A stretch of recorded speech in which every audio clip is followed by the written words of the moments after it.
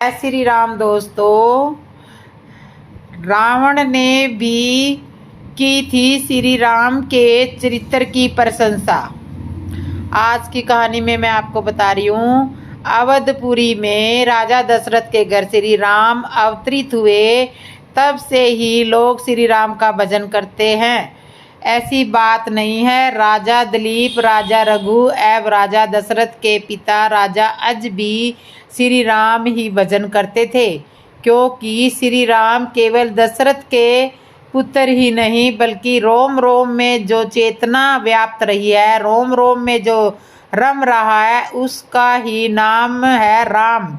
राम जी के अवतरण से हजारों लाखों वर्ष पहले राम नाम की महिमा वेदों में पाई जाती है, जिसमें योगी लोगों का मन रमण करता है, उसी को कहते हैं राम। एक राम घट घट में बोले, दूजो राम दशरथ घर डोले, तीसरा राम का सकल पसारा, ब्रह्मा राम है सबसे न्यारा। इस कथा अनुसार 2-4 राम हुए। इस कथा के अनुसार तो 4 राम हुए। ऐसा कैसे? थोड़ी साधना करो, फिर समझ में आ जाएगा। जीव, इस बिंदु एवं ब्रह्मा, इस प्रकार भी तो 4 राम ही हुए न। साधना यदि करके मति थोड़ी सूक्ष्म तो हुई है, किंतु अभी तक 4 राम दिख रहे हैं। घड़े में आया हुआ आकाश, मठ में आया हुआ आकाश, मेघ में आया हुआ आकाश और उससे अलग व्यापक आकाश, ये 4 दिखते हैं। अगर तीनों उपाधियां घट, मठ और मेघ को हटा दें तो चारों में आकाश तो एक का एक ही है।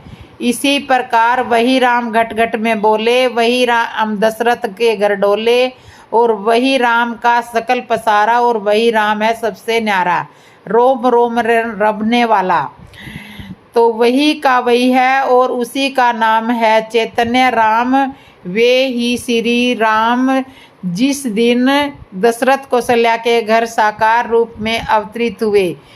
कैसे हैं वे श्री राम? भगवान श्री राम नित्य कत्वल ज्ञान में विचरण करते थे। वे आदर्श पुत्र, आदर्श शिष्य, आदर्श मित्र और आदर्श शत्रु थे। आदर्श शत्रु भी थे, तभी तो शत्रु भी उनकी प्रशंसा करते हैं।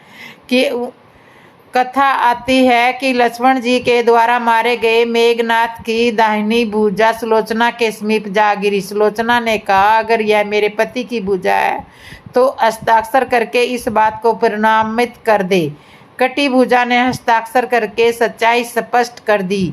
सुलोचना ने निश्चय किया कि मुझे अब सती हो जाना चाहिए, किंतु पति का शव तो रामदल में पड़ा हुआ था, फिर वह कैसे सती होती। अब अपने ससुर रावण ने उसने अपना अभिप्राय कहकर अपने पति का शव मंगवाने के लिए कहा। तब रावण ने उत्तर दिया, देवी तुम समय ही रामदल में जाकर अपने पति का शव प्राप्त करो। जिस समाज में बाल ब्रह्मचारी श्री हनुमान, परम जितेंद्रिय श्री लक्ष्मण और एक पत्नी वर्ती भगवान श्री राम विद्वान है, उस समाज में तुम्हें जाने से डर नहीं लगना चाहिए। मुझे विश्वास है कि इन महापुरुषों के द्वारा तुम निराश नहीं लौटाई जाओगी। जब रावण सुलोचना से ये बात कह रहा था, उस समय कुछ मंत्री भी उसके पास बैठे थे। उन लोगों ने कहा, जिनकी पत्नी को आपने बंदनी बनाकर अशोक वाटिका में रखा है, उनके पास आपकी बहू का आना जाना कहाँ तक उचित है? यदि वह गई तो क्या सुरक्षित वापस लौट सकती है? यह सुनकर रावण बोला, मंत्रियों, लगता है तुम्हारी बुद्धि नष्ट हो गई है। अरे यह तो रावण का काम है, जो दूसरों की पत्नी को अपने घर में बंदनी बनाकर रख सकता है, राम का नहीं है। राम का कार्य दुश्मनों से भी प्यार करना है। धन्य है श्री राम के दिव्य चरित्र, जिसका विश्वास शत्रु भी करता है और प्रशंसा करते हुए थकता नहीं है। प्रभु श्री राम का पावन चरित्र दिव्य होते हुए भी इतना सहज सरल है कि मनुष्य चाहे तो उसके जीवन में भी उसका अनुसरण कर सकता है।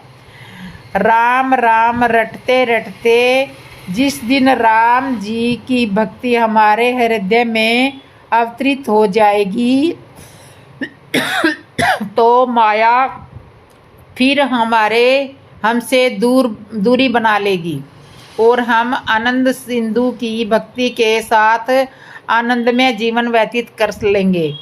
अतः राम भक्ति पाने के लिए प्रयत्न करे, सत्संग करे। राम भक्ति निरूपार्थी भक्ति के बारे में बताते हुए काकभूषुंडी जी गरुड़ जी से कहते हैं कि जिसके हृदय में विशुद्ध राम जी की भक्ति सदा निवार्थ रूप में बसती है, उससे माया डरती है और उस पर अपना कुछ भी प्रभाव नहीं दिखा पाती। राम नाम का इन 2 अक्षरों से ही पूरी रामायण है और पूरा शास्त्र है। पुराणों में लिखा है कि ज्ञान, क्रम, ध्यान, योग, तप आदि सभी कलयुग के व्रत सिद्ध होंगे, परंतु राम नाम का जप ही लोगों को भवसागर से पार ले जाने वाला सिद्ध होता है। पुराण और अन्य शास्त्रों से भी बढ़कर 2 अक्षर वाला राम का नाम है। राम का नाम के 2 अक्षर सावन भादो के महीने हैं। इस नाम की ही महिमा इतनी है कि सभी देवी और देवता जपते रहते हैं। यही नहीं कि जिस नाम की महिमा का वर्णन शिव जी से सुनकर माता पार्वती भी उनका जप करती है, जिनके स्वार्थ श्री शिव जी ने हनुमान जी का अवतार लेकर वे राम का ही नाम जपते हैं। ऐसे प्रभु श्री राम का नाम लिखना बोलना भवसागर से पार तो लगता ही है, साथ ही यह भक्तों के प्रकार के वैदिक, दैविक और भौतिक पापों की मुक्ति से प्रदान करता है। राम के नाम से इतनी भक्ति है कि राम का नाम जप करते हुए ऋषि वाल्मीकि, संत तुलसीदास अज्ञानी से महान ज्ञानी बन गए। उसके बाद उन्होंने रामायण और रामचरितमानस ग्रंथों की रचना की। सबरी ने भगवान का नाम लेकर उनको इतना मजबूर कर दिया कि वनवास के दौरान उनको समय मिलने के लिए कुटिया में पहुँचे। राम का नाम सत्य है। रामचरितमानस में तुलसीदास जी के राम नाम की महिमा कई जगह पर वर्णन किया गया है।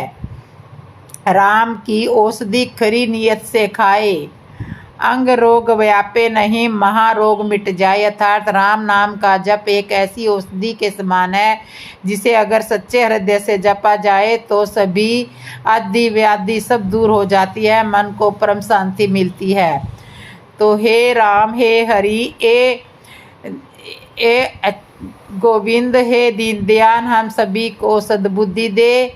हे भक्त वत्सल प्रभु श्री राम, ऐसे पुकारते प्रार्थना करते हुए डूब जाए। हे कृपालु, हमारे ऊपर कृपा करे। इस तरह से भगवान का राम नाम जपना चाहिए। तो इस तरह से दुश्मन भी श्री राम की प्रशंसा करते हैं। रावण ने भी श्री राम की प्रशंसा करी थी। अब मैं आपको बताती हूँ कि भगवान के सभी अवतार भारत में ही क्यों होते हैं। हम सभी भगवान विष्णु के दशावतार के विषय में जानते हैं। उस विषय में एक प्रश्न हमेशा आता है कि ऐसा क्या कारण है कि भगवान विष्णु के सभी अवतार भारत में ही क्यों होते हैं। श्री हरि तो समस्त विश्व के स्वामी है, फिर किसी अन्य भूभाग में वे अवतरित क्यों नहीं होते। इस प्रश्न का उत्तर श्री विष्णु पुराण में दिया गया है, किंतु इसे समझने के लिए हमें थोड़े पीछे के वंशवर्ण को देखना होगा। आइए इसे समझते हैं। हम सभी जानते हैं कि समस्त जगत और सभी कुल परम पिता ब्रह्मा जी से ही उत्पन्न हुए हैं। ब्रह्मा जी के मानस पुत्रों में से एक थे महर्षि अत्रि, जो सप्त ऋषियों में से एक थे। उनकी पत्नी माता अनसुईया ने त्रिदेवों को प्रसन्न करके उनके अंश से 3 पुत्र प्राप्त किए थे। ब्रह्मा जी के अंश से चंद्र, विष्णु भगवान के अंश से दत्तात्रेय और शंकर जी के अंश से दुर्वासा जन्मे। चंद्र के प्रजापति दक्ष की पुत्रियों से विवाह किया, किंतु उनके अतिरिक्त वे स्वयं अपने गुरु बृहस्पति जी की पत्नी तारा पर आसक्त हुए।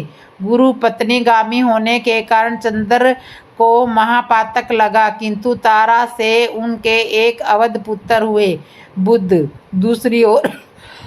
दूसरी ओर महर्षि कश्यप और अदिति के पुत्र विवस्वान, सूर्य और सरयू के पुत्र भविष्य मनु ने यज्ञ द्वारा एक पुत्र की कामना की, किंतु उनकी पत्नी शारदा पुत्री चाहती थी कि इसी कारण उन्हें एक पुत्री भी हुई जिनका नाम था इला। जब मनु ने यह देखा कि वे बहुत दुखी हुए और वे पुत्र चाहते थे, तो महर्षि वशिष्ठ जी की कृपा से वो स्त्री सदमुयुग नामक बालक में बदल गई। एक बार वो भूलवश भगवान शिव जी के वर्जित स्थान पर चली गई, जिसे महादेव का श्राप लगा कि जहाँ कोई भी नहीं जाएगा वो स्त्री वहाँ जो कोई जाएगा वो स्त्री बन जाएगा। इस प्रकार साधु मगम पुण्य स्त्री इला में परिवर्तित हो गए, और जब भगवान शिव जी ने उसकी प्रार्थना पर उसे वरदान दिया कि वो 1 मास के लिए स्त्री रहेगा तो फिर 1 मास के लिए पुरुष बन जाएगा। अपने स्त्री रूप में इला का विवाह चंद्र के पुत्र बुध के साथ हुआ, जिससे उन्हें पुरूरवा नाम का एक महान पुत्र की प्राप्ति हुई। पूर्वा ने आगे चलकर उर्वशी से विवाह किया। उन्हीं पूर्वा के पड़पोते नहुस पुत्र याथी हुए, जिनके पुत्र से ही सभी राजवंश चले। पुरुखा पहले चक्रवर्ती साम्राज्य बने और उन्होंने अपने साम्राज्य का नाम अपनी माता इला के नाम पर इलावती रखा। वे इलावर्त प्राचीन जम्बूद्वीप के वर्षों में से एक था और इस भूभाग में मध्य में एक मेरू पर्वत था। प्राचीन खंड भारत, जिसे आर्यावर्त के नाम से जाना जाता है, जम्बूद्वीप के इसी इलावर्त का एक भाग था। अब आते हैं मूल प्रश्न पर। विष्णु पुराण में लिखा है कि इलावर्त की भूमि अत्यंत भाग्यशाली थी, क्योंकि भगवान विष्णु के अवतार इसी भूभाग में होते हैं। यही कारण है कि भारतवर्ष को देवभूमि भी कहा जाता है, क्योंकि इस भूमि पर देवता भी अवतरित होने के लिए लालायत रहते हैं। विष्णु पुराण में एक श्लोक भी आता है।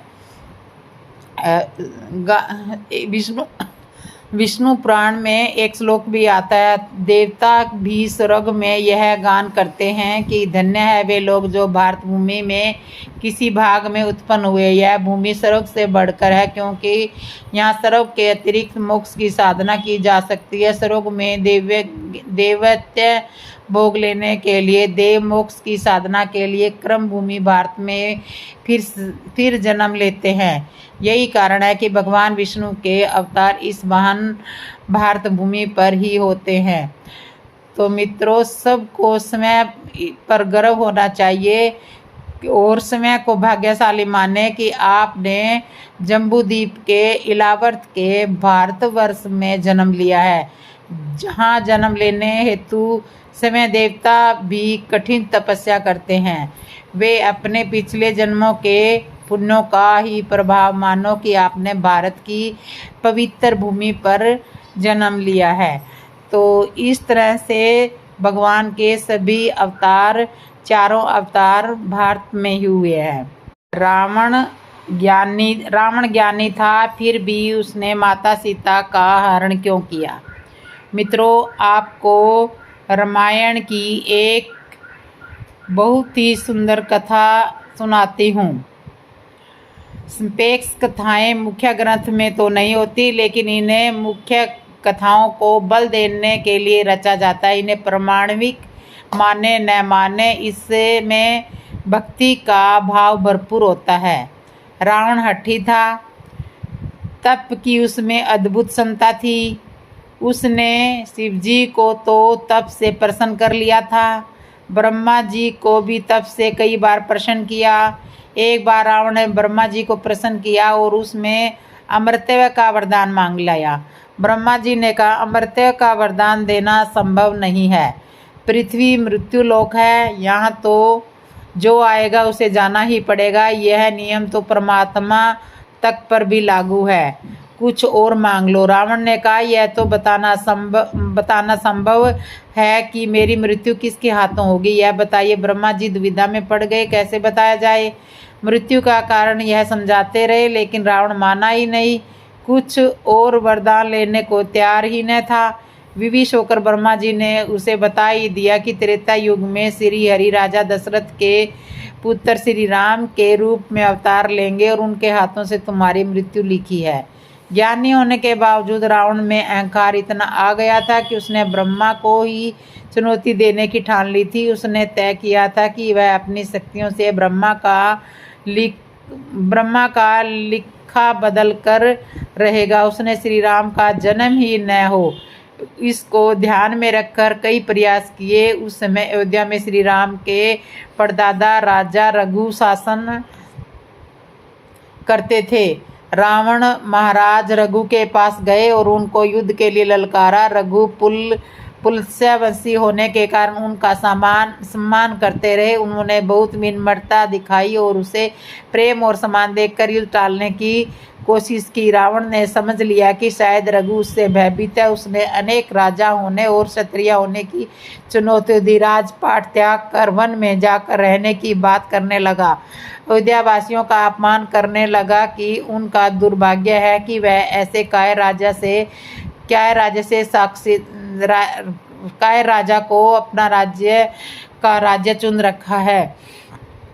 तो इस तरह काफ़ी कुछ उन्होंने राम के परदादा को काफ़ी समझाया युद्ध के लिए, लेकिन वे युद्ध नहीं करना चाहते थे। उन्होंने युद्ध के लिए आतुर रावण को दंड देने के लिए विवश होकर रावण पर प्रयोग करने के लिए अमोघ शक्ति प्रयोग करने की ठानी। रघु ने अमोघ बाण का धनुष पर साधन किया ही था कि तभी ब्रह्मा जी प्रकट हो गए। उन्होंने रघु से कहा कि यह रावण के वध का विचार तत्काल त्याग दे, क्योंकि विधि के इसके अंत का विधान कुछ और ही तय कर रखा है।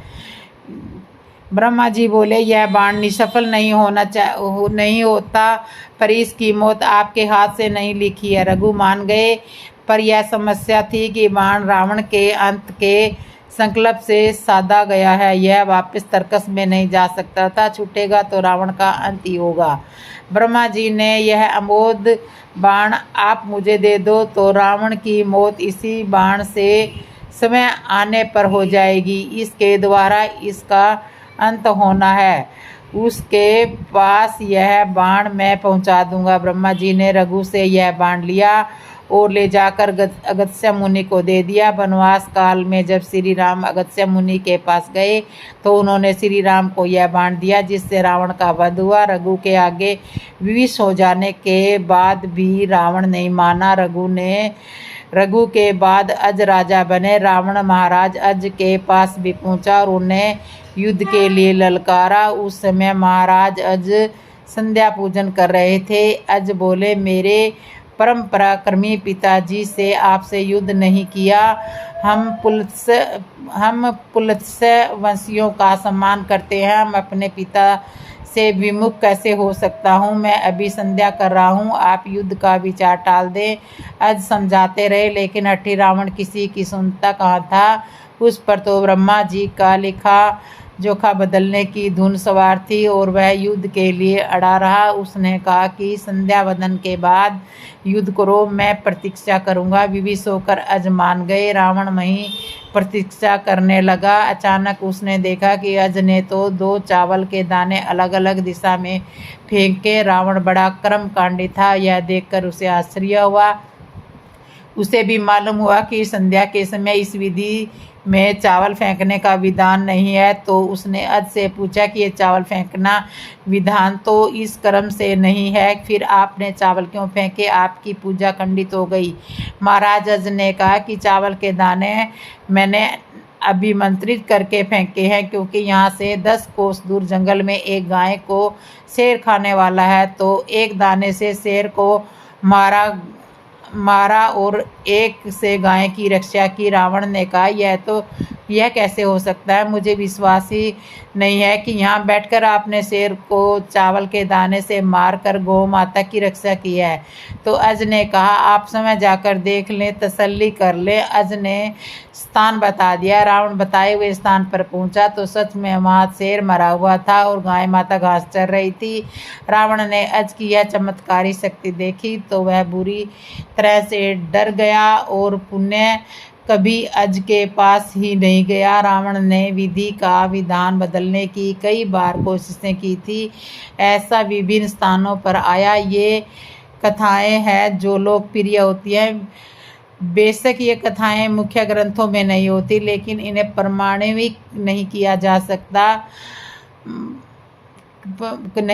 सकता पर इनकी रचना मुख्य कथाओं के समानांतर होती है, जिनका उद्देश्य कथाओं को स्थापित करने में होता है। कहते हैं रावण बहुत विद्वान था और हनुमान जी भी बहुत विद्वान थे। ये विद्वान और विद्यावान में अंतर होता है। रावण एक होता है विद्वान और एक होता है विद्यावान। दोनों में आपस में बहुत अंतर होता है। इसे हम ऐसे समझ सकते हैं, रावण विद्वान था और हनुमान जी विद्यावान थे। रावण के 10 सिर हैं, 4 वेद और 6 शास्त्र दोनों मिलाकर 10 हैं। इन्हीं को 10 सिर कहा जाता है। जिसके सिर में ये 10 भरे हैं वो ही 10 शीश हैं। रावण वास्तव में विद्वान है, लेकिन विडंबना क्या है? सीता जी का हरण करके ले आया। कई बार विद्वान लोग अपनी विद्वता के कारण दूसरों को शांति से नहीं रहने देते। उनका अभिमान दूसरों की सीमा रूपी शक्ति का हरण कर लेता है और हनुमान जी उन्हीं खोई हुई सीता रूपी शांति को वापिस भगवान से मिला देते हैं। हनुमान जी ने कहा, विनती करूं जोरी कर रावण, सुनहु मान तजी मोर सिखावन। हनुमान जी ने हाथ जोड़कर कहा कि मैं विनती करता हूँ। तो क्या हनुमान में बल नहीं है? नहीं, ऐसी बात नहीं है। विनती दोनों करते हैं, जो भय से भरा हो या भाव से भरा हो। यही विद्वान और विद्यावान में अंतर है। हनुमान जी गए रावण को समझाने। यही विद्वान और विद्यावान का मिलन है। रावण के दरबार में देवता और दिग्पाल भय से हाथ जोड़े खड़े और भुरकृति की ओर देख रहे हैं, परंतु हनुमान जी भय से हाथ जोड़े नहीं खड़े। रावण ने कहा, तुमने मेरे बारे में सुना नहीं है? तुम बहुत निडर दिखता है। हनुमान जी बोले, क्या यह जरूरी है कि तुम्हारे सामने जो आए वह डरता हुआ ही आए? रावण बोला, देख लो, यहाँ जितने देवता और अन्य खड़े हैं ये सब डर से ही खड़े हैं। हनुमान जी बोले, उनके डर का कारण वे उनकी भ्रुकुटि की ओर देख रहे हैं। भ्रुकुटि विलोकत सकल संभिता, परंतु मैं भगवान श्री राम की भ्रुकुटि की ओर देखता हूँ। उनकी भ्रुकुटि कैसी है? बोले, कैसी भ्रुकुटि? विलास दृष्टि लय होई। जिनकी भ्रुकुटि टेढ़ी हो जाए तो प्रलय आ जाए और उनकी ओर देखने वाले पर स्वप्न में भी संकट नहीं आए। मैं उन श्री राम की भ्रुकुटि की ओर देखता हूँ। रावण बोला, यह विचित्र बात है। जब राम जी का भ्रुकुटि की ओर देखते हैं तो तुम्हारे आगे हाथ जोड़ रहे होते हैं। हनुमान जी बोले, यह हमारा भ्रम है, हाथ तो मैं उन्हीं को जोड़ रहा हूँ। रावण बोला, वह यहाँ कहाँ है? हनुमान जी ने कहा कि वही समझाने आया हूँ। मेरे प्रभु श्री राम ने कहा है, भगवान ने कहा है कि सब में मुझको देखना, इसलिए मैं तुम्हें नहीं मुझ में भी भगवान को ही देख रहा हूँ। इसलिए हनुमान जी कहते हैं रावण को प्रभु और स्वामी। हनुमान जी रावण को प्रभु और स्वामी कहते हैं और रावण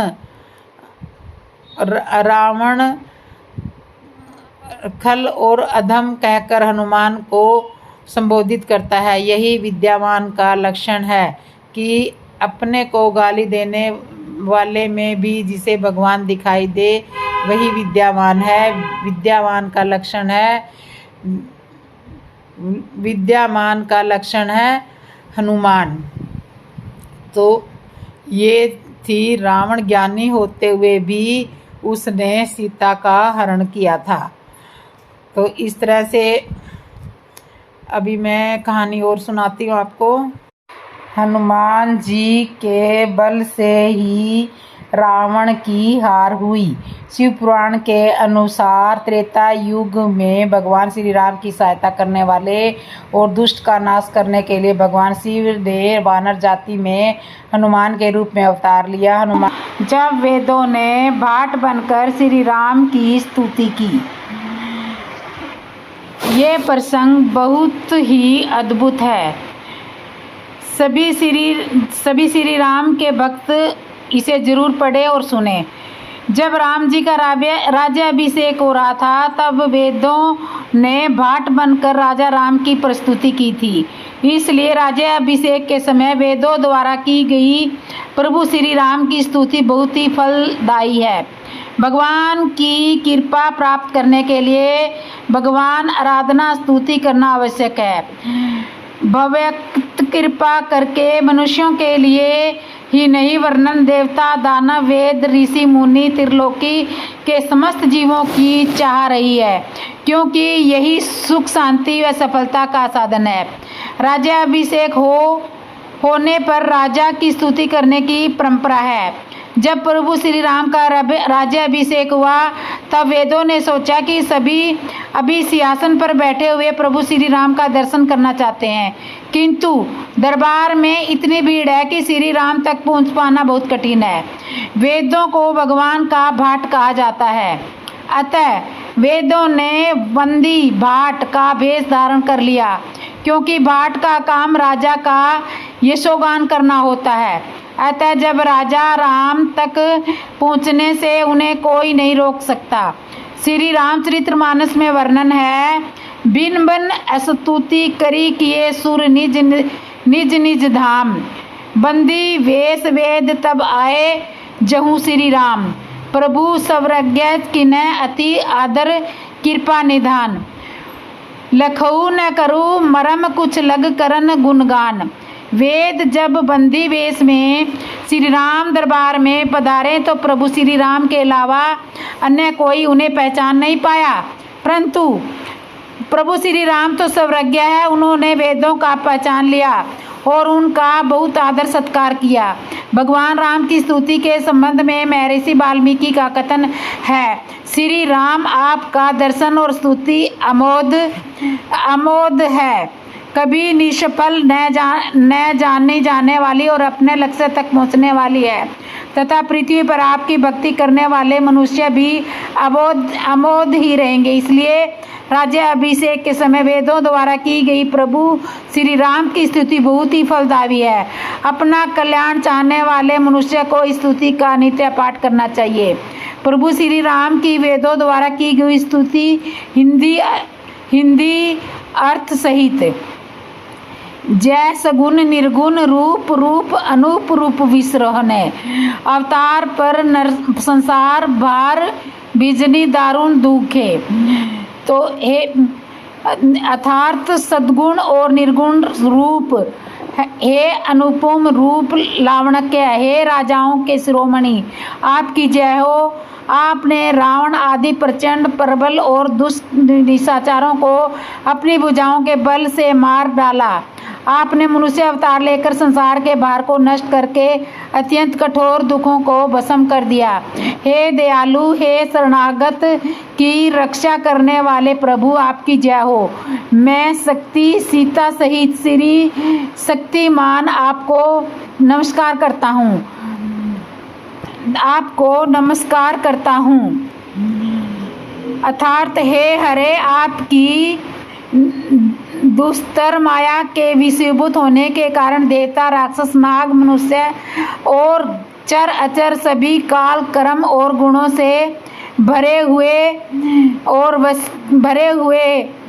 दिन रात अनंत भव के मार्ग में भटक रहे हैं। हे नाथ, इसमें से जिनको आपने कृपा करके देख लिया है वे माया जनित तीनों प्रकार के दुखों से छूट गए हैं। हे जन्म मरण के श्रम को काटने में कुशल श्री राम, हमारी रक्षा कीजिए। हम आपको नमस्कार करते हैं,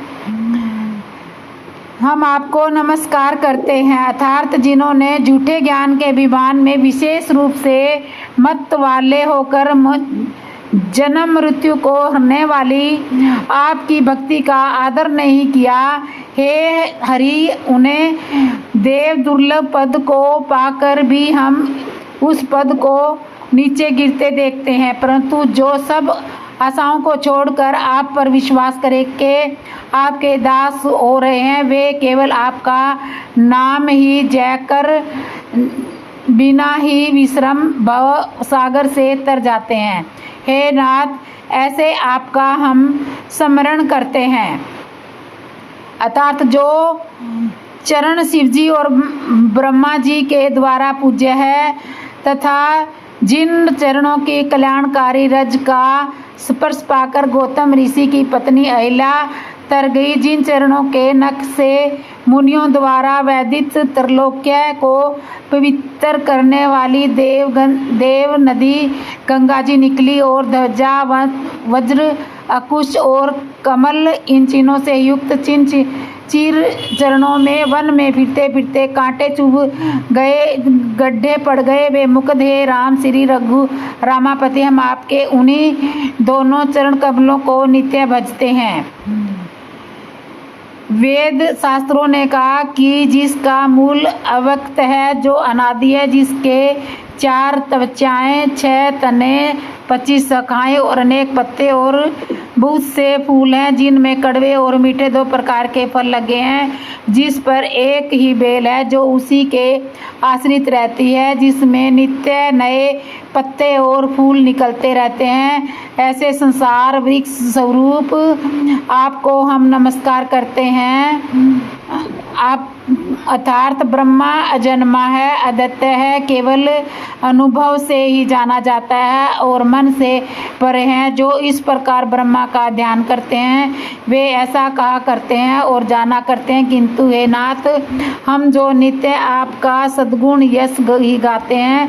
हे करुणा के धाम प्रभु, हे सद्गुणों की खान, हे देव, हम यह वर मांगते हैं कि मन वचन और कर्म से विकारों को त्याग कर आपके चरणों में ही प्रेम करें।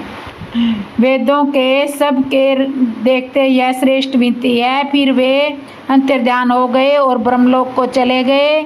प्रभु श्री राम की वे स्तुति के पाठ की महिमा मन की चंचलता को रोकने के लिए भगवान श्री राम का गुणगान सर्वोपरि उपाय है। श्री राम के गुणगान से ही मनुष्य भक्ति को मुक्ति दोनों प्राप्त कर लेता है और संसार बंधन से मुक्त होकर परम पद को प्राप्त कर लेता है। मनुष्य के जन्म मरण के पाप नष्ट हो जाते हैं, उनकी चंचल लक्ष्मी शीतल हो जाती है, अर्थात लक्ष्मी जी सदैव उनके घर में निवास करती है।